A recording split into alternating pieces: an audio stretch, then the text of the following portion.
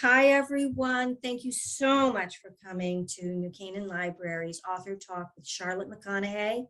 We are thrilled to have her here. We tried to get her to come talk when her book Migrations came out.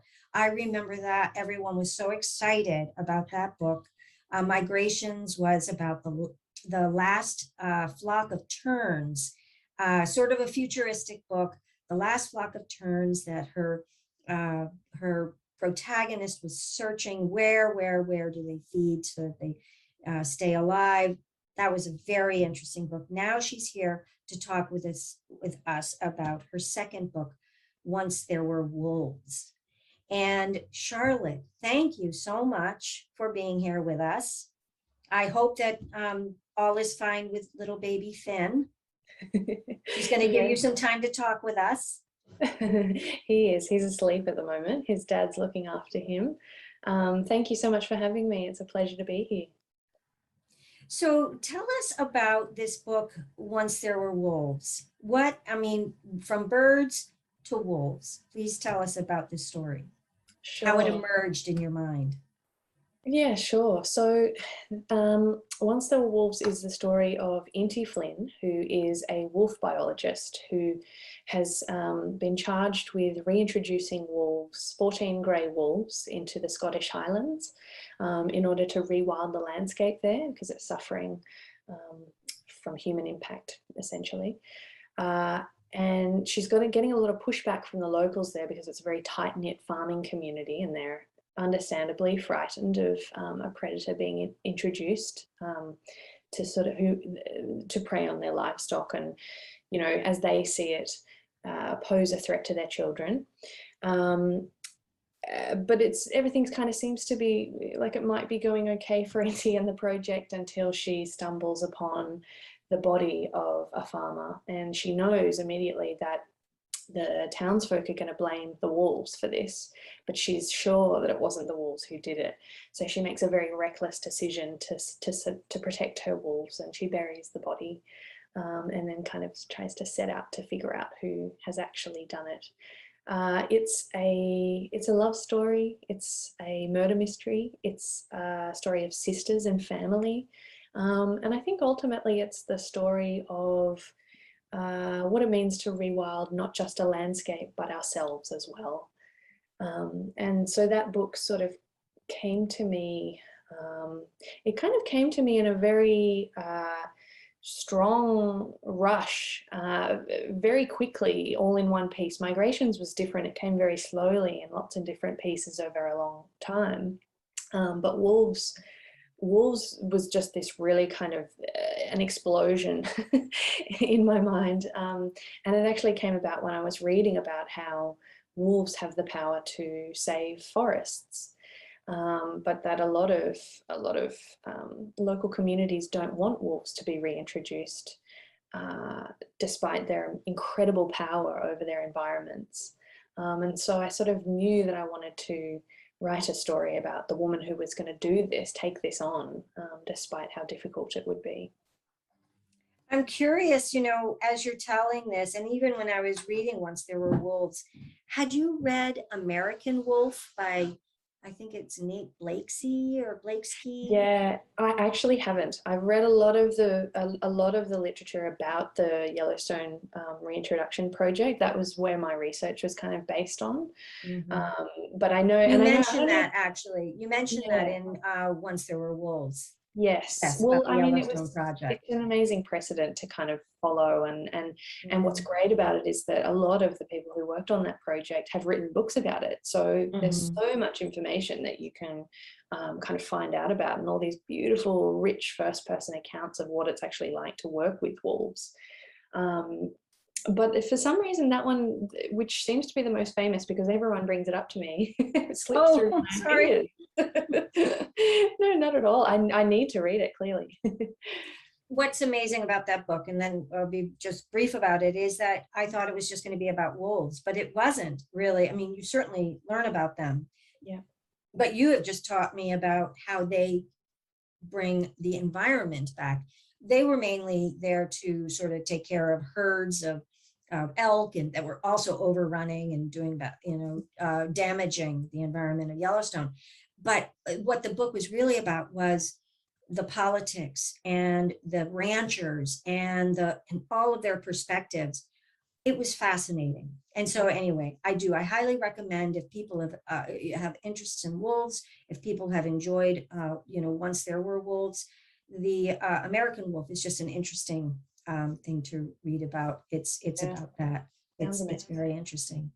Now you have a portion of the book you'd like to read to the audience, kind of let them get a feel of the voice and. Sure. Yeah. Yeah, I just thought it's not the very first paragraph or chapter, but it's very close to the beginning of the book. So I think it'll just be a nice intro, I guess. Okay. Not long ago, not in the grand scheme of things, this forest was not small and sparse, but strong and bursting with life. Lush with rowan trees, aspen, birch, juniper, and oak, it stretched itself across a vast swath of land, colouring Scotland's now bare hills, providing food and shelter to all manner of untamed thing. And within these roots and trunks and canopies there ran wolves. Today, wolves once again walk upon this ground, which has not seen their kind in hundreds of years. Does something in their bodies remember this land as it remembers them? It knows them well. It has been waiting for them to wake it from its long slumber. The dark is heavy and their breathing is all around. The scent has changed. Still warm, earthy, but muskier now, which means there's fear in it, which means one of them is awake. Her golden eyes find just enough light to reflect. Easy, I bid her without words. She is wolf number 6, the mother, and she watches me from her metal crate. Her pelt is pale as a winter sky. Her paws haven't known the feel of steel until now. I'd take that knowledge from her if I could. It's a cold knowing. Instinct tells me to try to soothe her with soft words or a tender touch. It's my presence that scares her most, so I leave her be. I move lightly past the other crates to the back of the truck's container. The rolling door's hinges rasp as they let me free. My boots hit the ground with a crunch. An eerie world, this night place. A carpet of snow reaches up for the moon, glowing for her. Naked trees cast in silver, my breath making clouds. There's no more road for the truck, so we're on foot. We lift number 6's container first, Niels and I taking a back corner each while burly Evan carries the front on his own. Amelia, our vet, and the only local among us, will remain here with the other 2 containers to keep watch. It's a little over half a mile to the pen, and the snow is deep. The only sound 6 makes is a soft panting that signals her distress. A loon calls, distinct and lovely. I wonder if it stirs her, that lonely cry in the night, a recognition of the same ancient call she makes. But if it does, then she doesn't reply in any way I can interpret. It seems to take an age to reach the pen, but eventually I make out its chain link boundary. We place 6's container inside the gate and head back for the other 2 animals. I don't like leaving her unguarded, but very few know where in the forest these pens have been placed. Next, we carry male wolf number 9.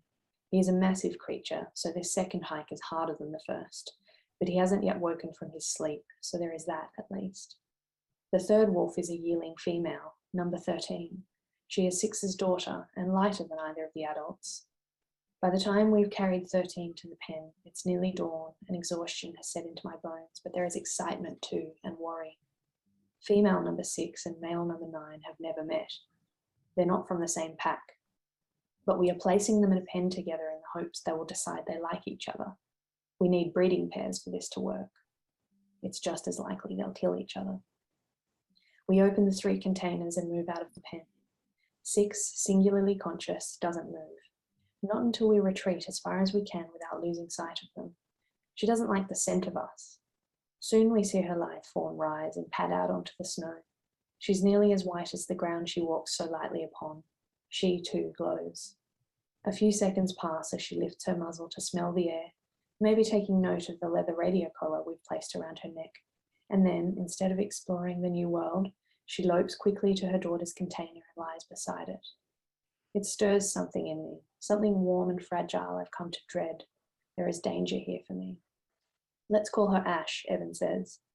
Dawn burnishes the world from grey to golden, and as the sun rises, the other 2 animals stir from their drugged sleep. All three wolves emerge from their containers into the single acre of glittering forest. For now, it's all the space they'll be given, and it's not enough. I wish there didn't have to be fences at all. Turning back for the truck, I say, no names. She's number 6. That will do. Oh, I remember reading that, and the environmental words that you use, that you're, they're very visual, and you use a lot of the senses, like the musk of the animals, or the glowing eyes, or the crunch of the boots, or it's like I'm right there. So when you're writing this, are you right there, or are you thinking, I need to make sounds here? Or, how is it that you're so vivid with your writing? Are you there when you're writing? Are you not in a room at a desk, but on the Scottish Highlands on a very cold day with, metal plates around you? I try to be. I mean, yeah, I think that's where you've got to get to be able to write so that the senses come alive. I mean, I think I always think of it as the way it feels to be in nature is so visceral and sensory. We get a quiet that comes upon us, and all of our senses come alive, and you can smell such rich things and hear things and see things, and I always I guess I want that sense of quiet to come over a reader when they're reading my stuff. I want them to feel transported. I want their senses to come alive, just like it does in real life. So yeah, I guess I need to try and go there in order to make that happen. I'm curious, you use such kind of mysterious and suspenseful words, which I know is sort of your story does move in a suspenseful way. But I also, and when I was reading it, I saw it as, oh, something's about to happen. How interesting this is. So, but when you were reading it, I actually wondered, are you a naturalist? Have you been a naturalist and have always had this feeling toward the environment or toward animals, that you feel very much wanting to protect them? Is that what has happened? Well, I mean, definitely. It's something that I'm very passionate about. I haven't always felt that way. I mean, I guess I've always kind of loved animals and loved the wild. I wouldn't say that I'm a naturalist, but I do have, I'm very, very passionate about protecting this extraordinary planet that we live on, and these beautiful creatures that we share this world with. It feels as though that's the only thing really that matters anymore, or we're moving towards that being the only thing that matters. I know that it feels like a rich space to write in, for me, because it's something that I'm passionate about, and it will probably remain that way for quite some time, I would say. It's the mysteriousness and how you sort of set up all that lovely suspense is also in me as I was reading it, and I kind of heard it in your voice as well, that, it's kind of like, what is out there? It's just that sort of sense of setting up the whole scene, and that even this biologist, Inti, in the story, she's still very wary of the wolves, even though she's very much a biologist. Each wolf is a very individual kind of a personality, and she doesn't know how they'll react, and she doesn't know how the community will react, and she doesn't know how, how the whole project will. So the project is going to, be. And so all of that sort of is that entire conundrum of what's out there when you enter a forest. What am I going to come up against? And I just love that about it. Now, another thing that you introduce with Inti, your character, is that, and I'm not sure if I'm pronouncing this correctly, she has a particular ability to feel things, and that's what is that? Is synesthesia? Yeah, it's called mirror touch synesthesia. Synesthesia. Okay, mirror touch. And so everything that she sees, she feels. So she sees someone hit someone, she feels the punch to the face. If she sees someone, and that's how you start the story. You start it with, I was gutted by my father from, throat to, belly button or something like that. And I was like, oh my goodness, oh no. And so I warn everyone, if you haven't started the book, continue reading. So tell us more about this. Why give her this ability? Why give Inti that amazing ability? Well, I mean, I have a little bit of synesthesia. It's not mirror touch, but it means that my senses are a little bit, how would you say it? A little bit confused. Memory relies on color, shape, texture. So in order to remember names, I have to remember what color the name is before I can get to the name, or to remember a tune, a song, I have to remember the shape of the tune before the tune will come into my mind. So I mean, it's much milder than what Inti has. Her condition is quite an extraordinary thing, and it is real. It's just very rare. And I became aware of it just listening to a podcast about it many years ago. And it was so fascinating. So it's just an extraordinary thing. The impact that it has on her life, on these people's lives, was incredible. There's a part where they talk about how if this woman who has it went to a party, she wasn't drinking anything, even just seeing other people drinking around her would make her drunk. Like, it's just this really kind of intense connection to other people. Mm-hmm. And so I knew that I wanted to write a character with this because it's just so fascinating, but it never quite landed with any of my projects until this book. And it just felt perfect because I think the book ultimately is about empathy and lack of empathy. And so it felt like it really served the story to have a character who is so, has such an extreme version of empathy that it becomes a vulnerability for her, a danger. Mm-hmm. And, there's a lot of, she has a complex relationship with this condition that she has, from starting out thinking it's a gift to then, people, witnessing the people around her causing such harm makes her think of it as a curse and a burden. But of course, the story arc itself is about her, I suppose, being able to once again see it as a gift. So in Migrations, which was an international bestseller, I think it was translated into over 20 languages. And I'm sure Once There Were Wolves is going to have the same trajectory. So I wonder, how has your life changed since publishing Migrations and then introducing Once There Were Wolves? How has that been? I mean, it's been wonderful. Very surreal and very much a dream come true, just to write a book that's reaching people. On a practical level, the main change for me is having an income from my novel writing. I've struggled for a long time, working lots of jobs and writing on the side and earning no money and scraping by. So, I feel incredibly fortunate now to be making a living doing what I love, because it affords me the time to write books, which is, that's hard when you have to have other jobs to pay the bills. So that's a lovely change, a very lucky change. Another nice thing is just being able to engage like this, talk to readers, engage with them about the books. I'm very honoured and still surprised that people want to read what I write and then talk to me about what I write. I think, that's kind of the main reason we write oftentimes, it's to connect. So that's been a real privilege to do this side of things. On a day-to-day level, it hasn't changed very much at all.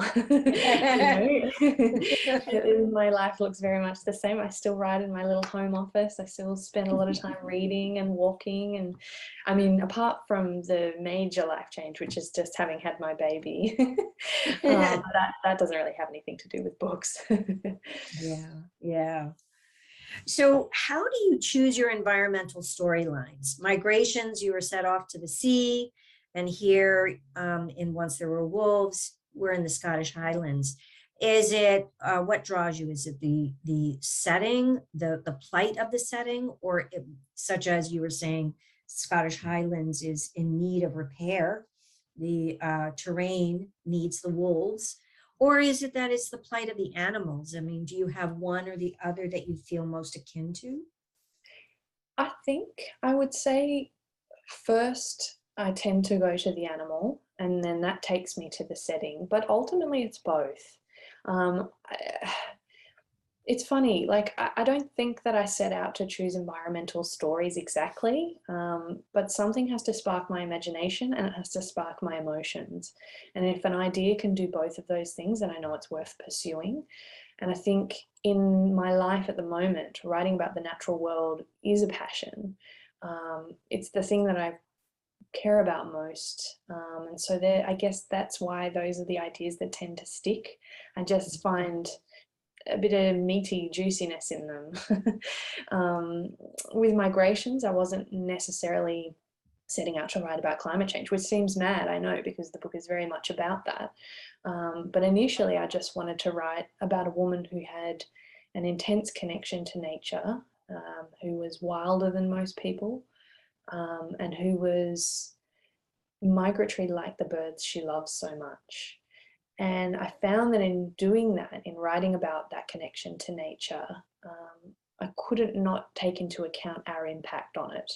And the more I sort of researched and looked into that, the more heartbroken I felt, until I think I finally read somewhere that we're charging very quickly towards a world with no animals. And that idea just, it was so kind of upsetting to me that I instantly knew I needed that needed to be the setting of the book. I wanted to boil it down to a simple question of how would it feel to be alone here. And for Once There Were Wolves, the idea came, as I mentioned before, it came much harder and faster. I read an article about Pando, the trembling giant, which is a forest of quaking aspen trees in Utah.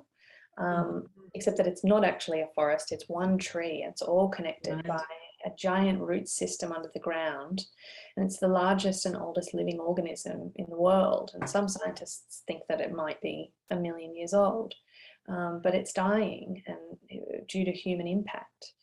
And I also read that a really elegant solution to this saving this extraordinary organism would be to reintroduce wolves to this forest. That they have, they once roamed that land, but were hunted to extinction. And we need to kind of allow them to reinvigorate all the plant life and the other animals of the environment as they do, because they're keystone species. But that would never happen because of the locals and the pushback in the area, farmers and hunters. And so that sort of immediately I knew that I wanted to write a woman taking on this project. So I guess, I mean, it's, I think they go hand in hand, I think is what you're saying. One thing sparks another. It all gets enmeshed and it's a bit hard to disentangle it. But yeah, you're right. It all kind of works together for me. In migrations, and we actually are going into the future. Your story is a little bit in the future, whereas Once There Were Wolves is definitely something that could be happening right now. It's very present. So my question to you, since you've done so much great research, you've been inspired by some of the facts that you are finding out about how our world is changing, that I just wonder, how far in advance is migrations? Like, so that there's, what I understand, and I read Migrations now, 2 years, the terns are the last of the terns, the last of the birds in the world. And so how far in the future is migrations based on sort of your, research and things? Is it 5 years away? Is it 20 years away that this is something that could possibly happen? Well, it's interesting that you mentioned 5 and 20 years because that's very soon. I know. This is my question. I mean, it felt very present because the boat that they were on, all that seemed, like of now. Yes. They weren't on spaceships. They weren't on, No. Yeah, on hybrid boats or anything. So yeah. I is wanted it. it?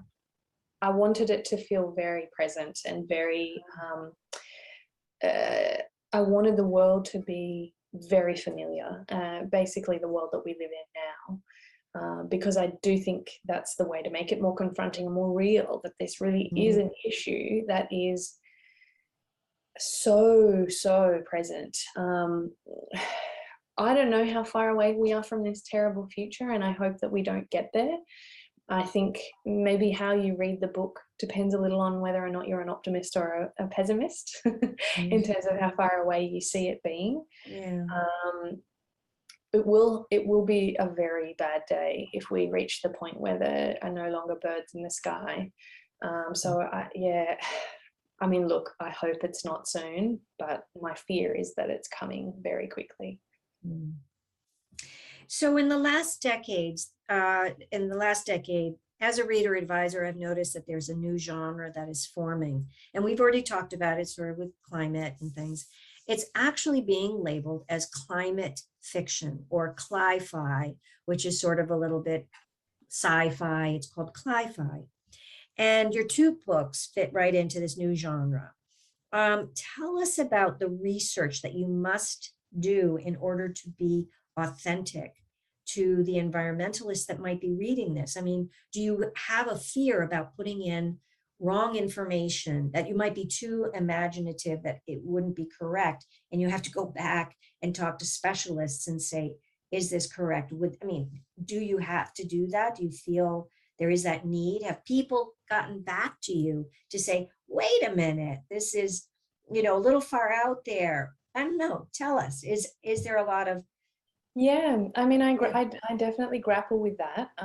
As a fiction writer, it's a fine line. You've got to work out what your responsibility is. For me, it's important that I do a large amount of research, because I want a book to feel authentic, and I want it to, I guess, add to a space in terms of bringing something that helps, I suppose, is one way to look at it. I'm not a scientist or a conservationist, so therefore there's a lot of work that goes into making these novels feel truthful and authentic. For Once There Were Wolves, I really immersed myself in the Yellowstone reintroduction project from the 90s, which we were talking about. There's incredible first-person accounts from the biologist who worked on that project. So you can really. And by the way, just to say, that has been incredibly successful. Yes, exactly. Reintroduction. Exactly. Yes. Yeah. Anyway, sorry to interrupt. No. So that's an excellent precedent that I had to work off. It really gave me a sense, I guess, of what it was like to work with animals, the difficulty of the decisions that they have to make, how amazingly unique the personalities of the wolves are. You can't help falling in love with them, their stories, their adventures. They're so kind of, I don't know, they're just charging this path. And I really wanted to kind of make sure that I made the wolves in my book into characters in their own rights, because I think that's the reality of those animals. So in that respect, I do feel a responsibility to get things right. On the other side of things, it is still fiction, and I think I personally can get a little bit bogged down in the research side of things, because I choose these worlds that are highly kind of specialized and that I know nothing about when I start out. And so I do feel myself getting really kind of swallowed up by the research and by the enormity of what I don't know. And so there does come a point usually for me where I have to go, all right, enough with the research. I need to feel my way into it now. And I think that maybe there's something that we can talk about in terms of that genre that you mentioned, cli-fi. I think I'm a bit torn about whether I love the idea of cli-fi as a genre or not, don't really buy into it as a genre. I think you can kind of write any book about climate in any genre. You can write about climate and nature in a crime novel, in a fiction book, in a romance. I'm not sure I would categorize it as a genre exactly, because I think genre tends to be defined by our suspension of disbelief in some ways. And I think that this climate issue and our connection to nature and what's going on in the world right now is sort of, it's almost too real to be genre. It's Right. it's like it's hyper realism. And so I think maybe thinking of it as its own genre encloses it in a way, and sort of makes it seem like it's only for the naturalists of the world, when in fact we need to be writing books like this that appeal to everyone, to readers of all genres. Mm-hmm. I think those are excellent points. And, it makes me think, we've just been living through a pandemic. And since I have been noticing the cli-fi phenomenon coming on, and publishers are sort of pushing that genre out there, and maybe it's wrong or whatever, but nonetheless, more and more people are, heeding the what is happening in the world. Yeah. And so, given that we've just gone through the pandemic, I mean, do you think that cli-fi or the climate or what is happening with our world is actually a pandemic issue, is why the pandemic is? And I'm not, I know you're not a specialist in microbiology or anything like that, but it's just an interesting thought of how climate fiction might go in the direction of being realistic, as you were saying, to say, look where we are now with, they say that there's this pandemic, then that'll go away. But oh my goodness, they say there's going to be more. Yes. Is that because of the climate, or, is it, it's a very interesting. I think so. I definitely think so. I mean, look at where we are now, and if you'd told us 5 years ago, it would have seemed like a dystopian sci-fi future, but it does boil down to how we're treating our wild animals. I mean, that's part of our connection to the wild creatures we share this planet with. I mean, that spurred this whole thing on. We're going to have more and more of them. So the world is going to become more and more dystopian in that sense. So I think there will be, people will be writing about this for many years to come. And I think I won't be. I couldn't imagine anything worse than writing about the pandemic that we have to live through. I just want to escape it. But it is amazing kind of content for people to be exploring, because it's, it's just such a global kind of phenomenon that we've all suffered through, and it is directly related to our climate change issues. So I want to switch gears just a little bit, and that is about your background. You have a master's degree in screenwriting, and as I said earlier, how visual your writing is. That it's some, I really do feel in place when I read, and then listening to you, it's I even feel more so. It's hearing your voice and how your intonations on certain things. And so, has your degree influenced how you write a novel, how you write a fictional piece? Is screenwriting different than writing? Well, yes, they are very different, but I would say that fundamentally telling a story is the same thing in any kind of medium. Studying screenwriting was incredibly beneficial for my prose writing. I think storycraft is just so important. Learning about the structure of stories, learning how to develop characters, to transform them, to create catharsis for readers, learning about genre tools and tropes, about how to use theme. All of this is the sort of stuff that you learn in when you learn to screenwrite, when you learn storycraft, and it was crucial, I think, to my writing. It's also really good for practicing brevity and simplicity.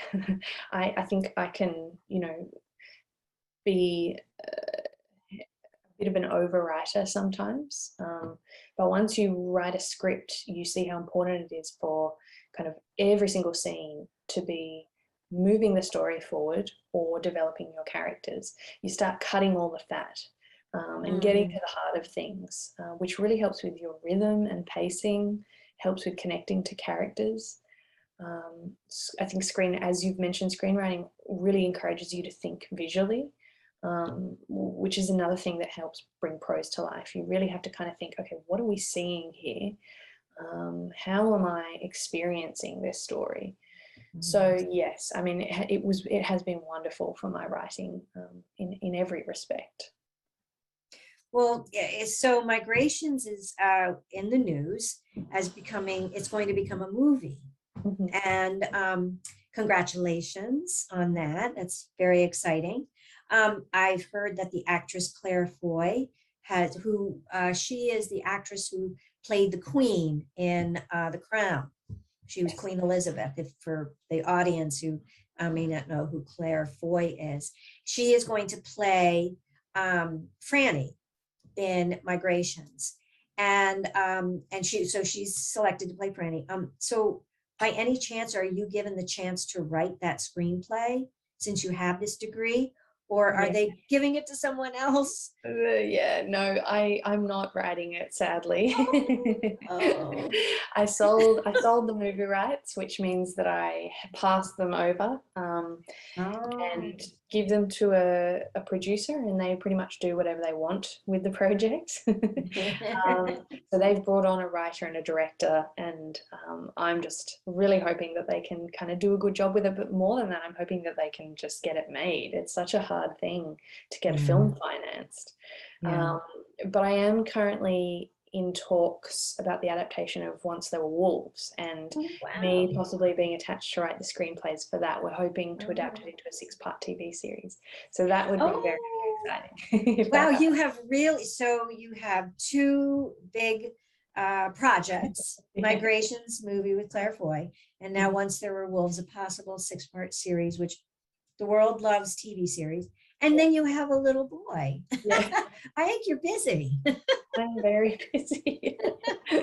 It's all, yes, it's all, I'm a bit sleep deprived, but I'll get through it. Well, I am going to now, I see what the time is. It's almost 7:40 here, Eastern Standard Time. I want to give the audience a chance to ask some questions. If you do have questions, please you can either type them into the Q&A, though some people put them into the chat. This is a webinar style, so I will have to read the questions out to Charlotte. So I see we have one question right now. And, okay. So why was Scotland chosen as the setting for Once There Were Wolves? I mean, there's a lot of reintroduction of wolves possibly everywhere, like you had said, Utah possibly. Why did you choose Scotland? Well, I mean, yeah, look, originally the idea was going to be set in America, in Utah. But me personally, I've never been to Utah. It felt like just a bit on me, to be honest. I didn't want to kind of write a place that I hadn't been. And when I discovered that Scotland, which is a place that I love, and I have ancestry there, and I've been there, I've visited it, I've traveled around and explored it, I discovered that in fact they're in the middle of a really kind of full-on debate at the moment about whether or not to reintroduce wolves to save their forests. The conservationists are very kind of keen to do this, but there's huge pushback there. It's looking unlikely that it will ever happen because it's such a farming community, and I guess the idea of kind of releasing wolves into the sheep is terrifying to them, and it's a smaller land space than you have in America. But the fact that debate is happening at the moment, it was kind of like, it just felt perfect to me.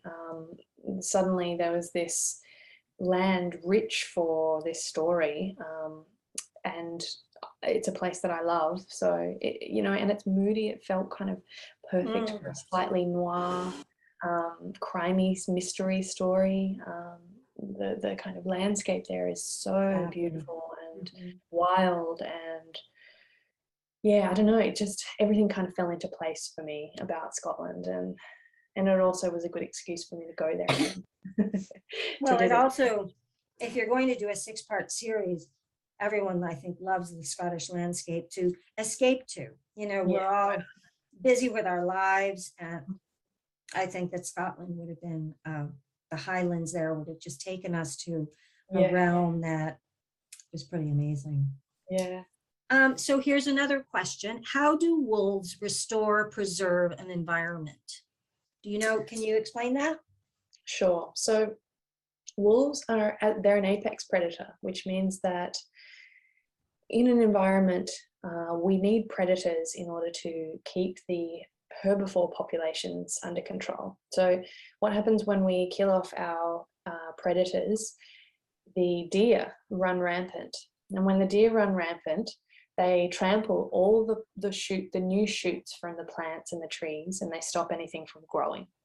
So once you bring wolves back in, they hunt the deer, they keep the deer on the move, which allows other plants to grow. And once the plants grow, it encourages all kinds of other animals and insects to come back to the environment. Birds of prey, just so many. You would not believe how many animals then feel like they can kind of come back. It also affects the water tables, which is why we say that wolves actually have the power to move rivers and grow forests. So they're an incredible species that have direct impact on their environment. Just like, you know, a lot of keystone predators do. We really need a healthy, varied ecosystem in order for it to thrive. Wow, that's very interesting. We certainly have a large deer population here in Connecticut, but we have also seen an increase of coyote. Yeah, So okay. it's sort of its own naturalness is kind of Yeah. happening. Well, Interesting. yeah, you need those. You need Right. the predators. Mhm.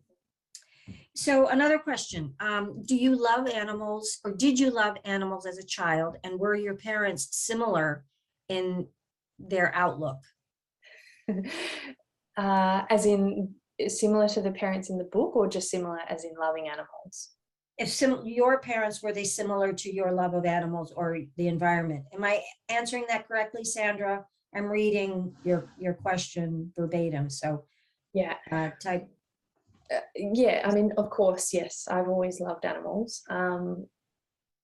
My dad is actually a cattle and sheep farmer, so, and I'm a Oh, vegetarian. So, you know, we are slightly at odds around how we see meat consumption.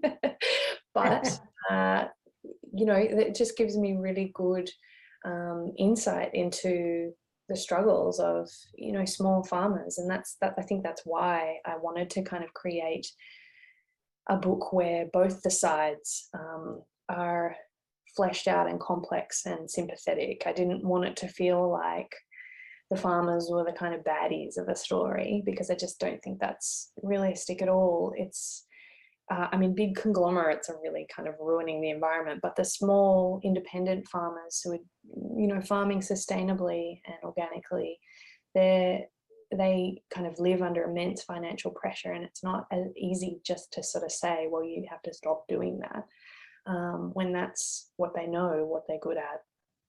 So I guess what I'm trying to say with all of that is I have my dad to thank for having a slightly different, I guess, perspective on the issue.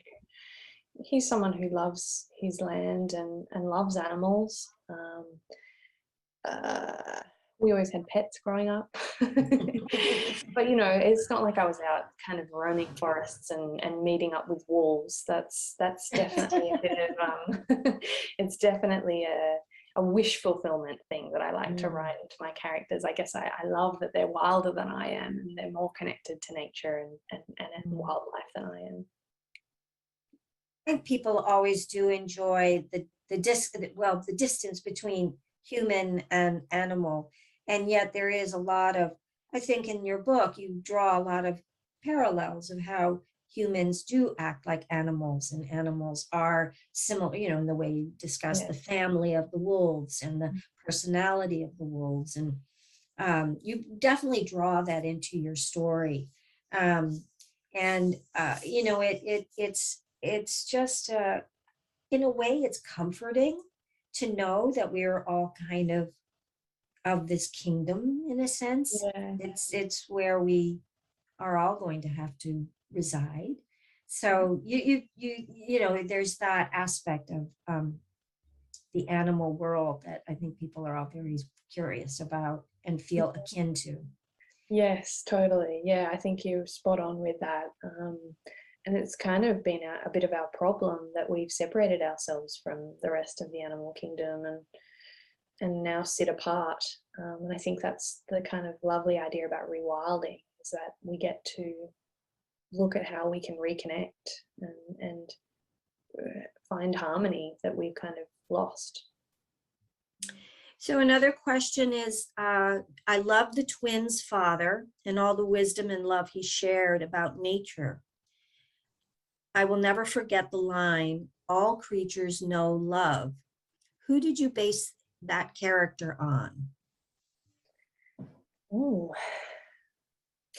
I guess he is a mix of, well, he's got elements of my father, but he's definitely not my dad.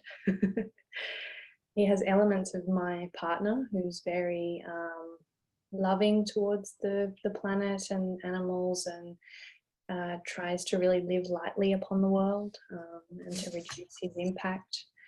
He's been a real inspiration for me in terms of living well and making our impact a positive one.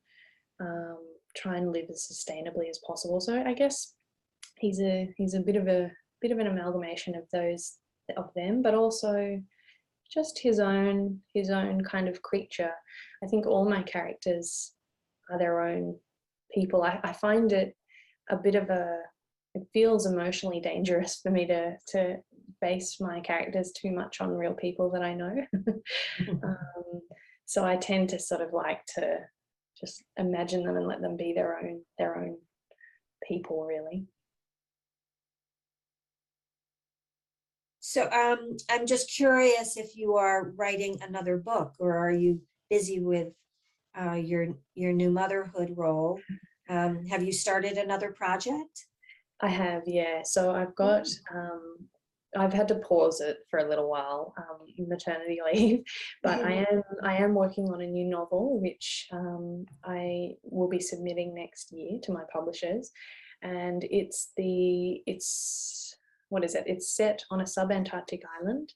It's about a father and his 3 children who are the caretakers of this island, and the sea levels are rising around them, and they become trapped on this island. It's quite dangerous. And then a woman washes up on shore, and they don't have any idea how she's come to be there or who she is or why she's there, and she's alive, but there's a lot of mystery around what she's doing and why she's lying to them, why they're lying to her, and so that it'll be a love story. It'll be a story of family and raising children in a dying world, and what our responsibilities are around that, which is currently on my mind a lot. And of course, it's I guess in a way, the 3 novels will sort of feel like a trilogy of sorts, because it's another kind of look at the healing and nourishing power of nature, and the changing behaviors, changing ideas of humans to understand all of that. Yeah, that's a big job that you do. There are politicians that work very hard to try and get treaties together. So your fiction is another way that just kind of gets the idea out there. Well, I hope so. Yeah. No, I mean, that it feels important that is sort of part of, we have a big responsibility as artists, I think, to try and kind of set things on the right course. So it's nice that you say that. Does anyone else have any questions? Charlotte, are there any things that I have not brought up about once there were wolves or migrations that you wanted to, just let people know about? I mean, I think, well, I mean, we've talked a lot about how kind of present climate and nature is in these books, but I also would like people to know, I guess, that they're very human stories, their relationship stories, their stories, their adventure stories. They kind of, they will take you on a bit of an adventure and Yes. hopefully kind of, yeah, I guess inspire you to hope and reconnect Yeah. with the wild.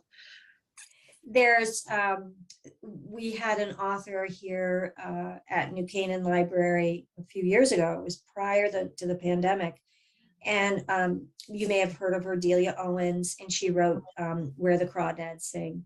Yep. And I think people resonated with that book. They just loved it. They couldn't get enough of it. We never ever could keep it in the library. Everyone was taking it out, and I think it was, it was a story of romance. There was mystery, but there was also an environmental theme to it, and then there was also murder, and I think all those the great stuff. it's like a trifecta, and Yeah. your two books have those as well. Have those qualities that, yeah, this is fiction. It's supposed to be something that propels you to want to know more about, read, and enjoy. But then yours has it. I mean, and so did Delia's as well. Delia is a biologist, and so her knowledge of the land and things, as you do with all of your knowledge of the environment. It definitely makes your two books a very satisfying read. And I look forward to, do you have a title yet for the next book, or not quite yet? Really. I won't. Yeah, I'm not sure yet. Haven't. It usually takes me to the end of the book to figure out what it is. Well, I always, whenever people ask, oh, I want to read another book, what do you have? And I said, did you like Crawdads? And they'll say, yes. And I said, oh, I know someone that you, and I always give them your book. Great. Thank Yeah, you. yeah. I just said, it's just like Crawdads, romance, environment, and murder. It's all in there. Charlotte, thank you so much for being with us tonight. I'm going to, end it unless anyone has one last question they want to ask, and I don't see that. Thank you again. I really do appreciate you taking the time all the way from Australia and taking time away from your wonderful baby Finn. Everyone, thank you so much for coming tonight. And I look forward to seeing you again another night and another author talk in the future. Thank you so much. This has been recorded, so if you want to re-see it, it will be on our YouTube channel in just a few days. Thanks again. Charlotte, good night. Take care. Good night. Thank you so much. Good night, everyone. Have a good evening.